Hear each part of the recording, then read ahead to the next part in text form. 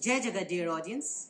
Welcome to the 15th episode of The Voices, where Shah Umar, the student coordinator, is in conversation with Miss Anaika Pathak, an undergraduate computer science student at the Massachusetts Institute of Technology. She is also the founder of an NGO, Yuva Yoddha. Dear audience, I recommend you all to watch this episode from the starting till the end.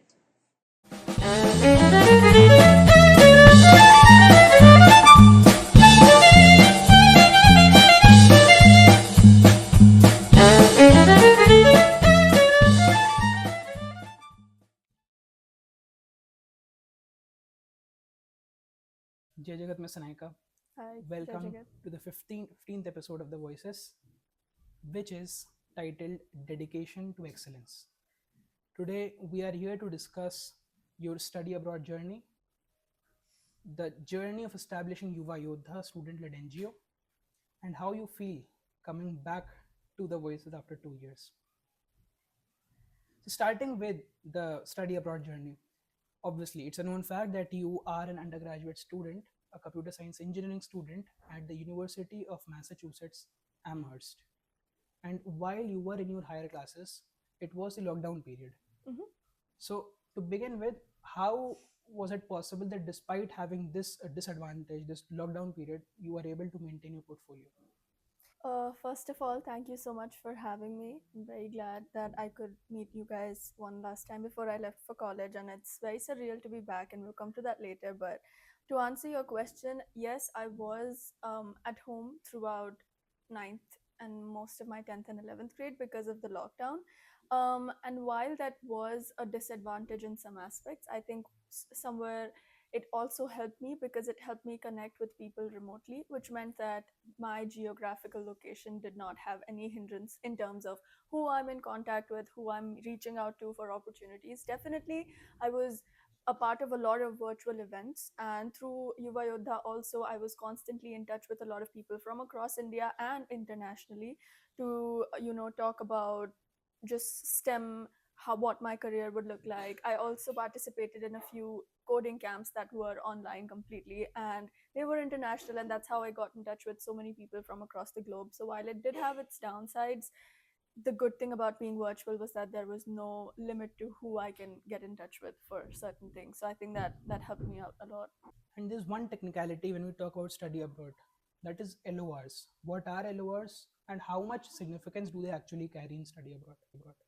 Okay, that's a really good question. LORs, I feel like, are like this big stigma related topic. Every single time I hear anybody planning to apply abroad, they think of LORs like, oh my God, it's something that I really need to stress about. It's something that I really need to start worrying about from day one. Um, so let me break it down for you. LORs stand for letters of recommendation. So when you apply to colleges abroad, or even in some colleges in India nowadays, the thing that LOR means is that somebody is recommending you from their past experience. So this could be a teacher, it could be a mentor, it could be a coworker, it could be your boss at an internship that you had. So these people, they've worked with you closely, they know what your strengths are and what your weaknesses are, and if they have a good opinion about how you've worked, they share their experience in this letter and tell the person reading the letter that I've worked with this person and she added good value to the team, and this is my experience with her or him, and I recommend her or him for this role. So for example, if I'm applying to colleges abroad and I need a letter of recommendation, if I'm studying computer engineering, I would get an LOR from my computer teacher because he's seen my technical skills, he's seen how I work with technical challenges, and I think that would be the most fruitful in terms of he would be able to describe best how I work in those situations. So it's just someone sharing their experience with you. Now, coming on SATs. Mhm. So, like how to prepare for SATs, what's the pattern like, and like what duration should we devote to SAT preparation? 2 years, 1 year? So SATs are, in my year at least, I remember them being optional. So not a lot of people were giving SATs. But at the same time, I would like to personally highlight that I did give the SATs, and I think it plays a big role because it's not compulsory, right? So there are people who are not even attempting the exam. So the fact that you attempt it already puts you above so many other candidates. And colleges like to say that we're not going to discriminate between people who are and are not taking the SATs. But the more you have on your portfolio, the more experiences and the more challenges you've taken on, the better your profile looks to an admissions counselor. Coming back to what the pattern is like, I personally think everybody takes maths and English both until 10th grade. So I don't think it's challenging per se academically for anybody. I do think English is a little bit more challenging. So it's an exam made up of two sections. One is math, one is English. And the math exam level is only up to 10th grade. So they don't ask for any topics beyond 10th grade. So if you are a bio student or if you are an arts student and you have not studied math, it shouldn't be a problem for you. As far as how long it should take for you to prepare, I personally feel like, in my experience, everyone that I've spoken to, maths is not the hard part to prepare. It's always the English. It is a little bit more rigorous than we're used to. And I would say the ideal time would be 6 months to 8 months, because after a point, you're just doing the same things over and over again. And it doesn't really show up as a big difference in terms of your performance. Ideally, people take one or two attempts, and sometimes some colleges allow you to take best of both scores and add them up. So if you've gotten more in math in one attempt and more in English in the other attempt, you can just combine them and make a super score.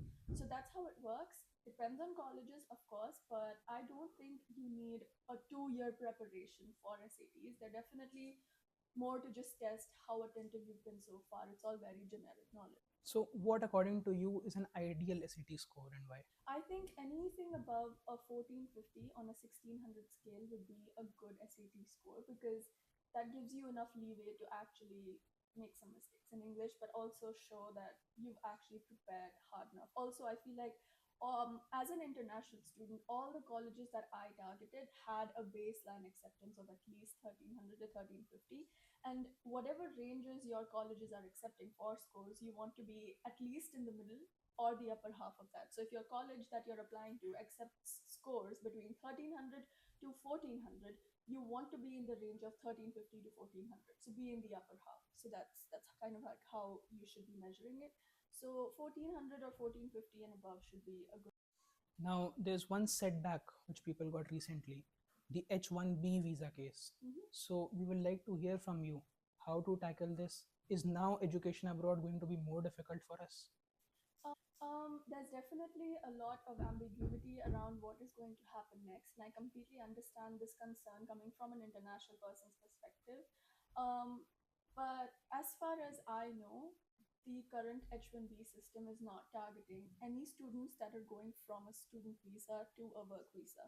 So if you're already working in India, for example, for Microsoft, let's say, and then the company decides to send you to the US, they will put you on an H1B visa, but your visa is a fresh H1B.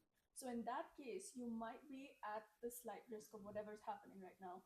But as of the latest updates, if your visa is transferring from an F1 visa to an H1B, which means you completed your undergrad degree in the US and then you're pursuing a job over there on an H1B visa, you are not impacted as of now. So that's a silver lining.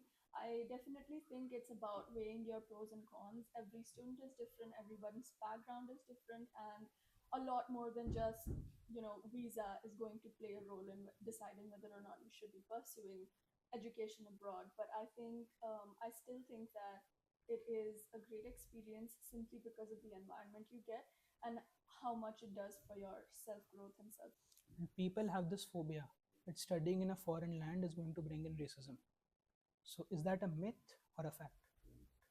I think it's a really big myth. I would really like to share that as someone who is, I'm a 20-year-old and I'm living in the US. I think our generation has done an amazing job of bringing awareness to these topics. And I don't think anyone anywhere anymore can do stuff like that and get away with it. There are consequences to everything. And always remember that even if you are a person of color and you are in a foreign land, you are never going to be the only one, especially if you're Indian. There is an Indian at every three steps. So, no, racism is absolutely not a factor. This is we're living in 2026. I don't think you should be worrying about feeling out of place. Moving on to Yuva Yoddha, the student-led NGO. If you could guide us that what actually should be the motivation, because I think it's very important that people understand that being in 2026, being aware of the situation, how people are needy, what are the basic requirements which people are not able to get, what should be the driving factor. So, as I'm leading this NGO and I have an amazing team of people that work with me, and I think I am trying my best to handle everything from the US, which is why I think my team here plays such a pivotal role in bridging the on field happenings to me over there back in college. I think the driving factor that you should have to be pursuing community service at this point is simply that you are a young person and you have much, much more energy than other people in other places doing other things. And I think if you are able to use your energy and create an impact, it's going to be way more pivotal than someone else doing anything. A lot of times you won't know what problems there are on field unless you look for them, because we a lot of us are trained to live with a lot of privilege and we don't realize what could possibly be a struggle for someone else, because we're not in their shoes. So I think engaging with these communities, going around and talking to them, it helps a lot. When I used to volunteer on field, sometimes I just ran out of ideas. There's only so many food packets that you can distribute. There's only so many winter clothes that you can distribute. So I didn't know what to do. And the one thing that always helped was just roaming around in these slum areas or in areas where people are not as well off, and just observing them.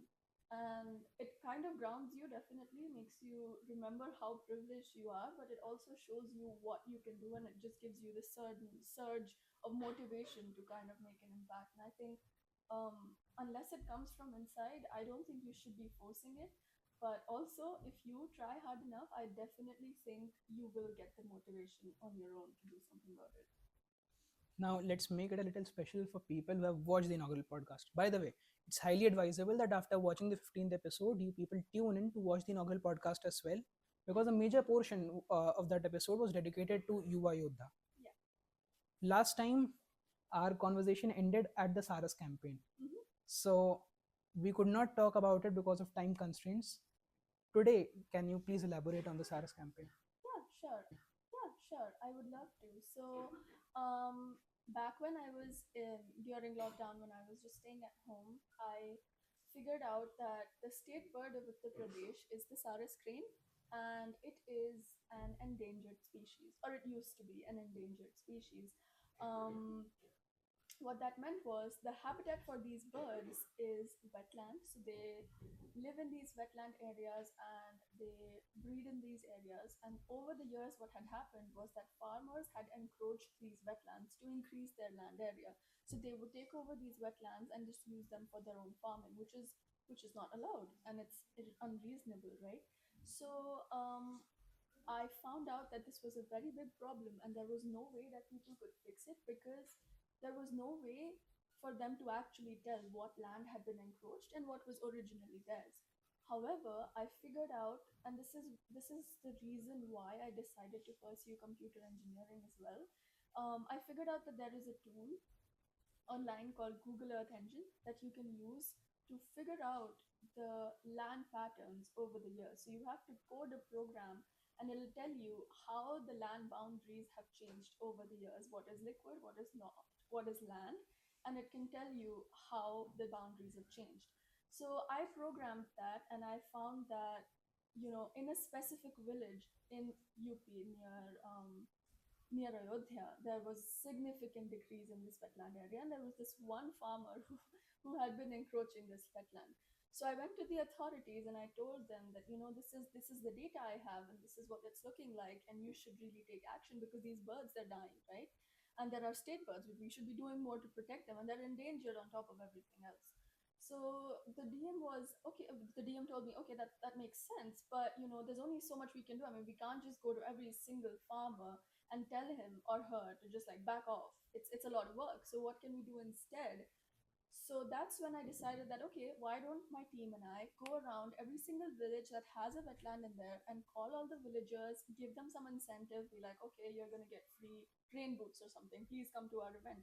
And we talk to them about these cranes and like bring out this sense of empathy for the birds within their huts so that they would, be like, okay, this is something that's happening. We should back off. And also the authorities helped a lot and they helped us give out certain prizes to people who were cooperating with the authorities. And that's how it kind of became a movement.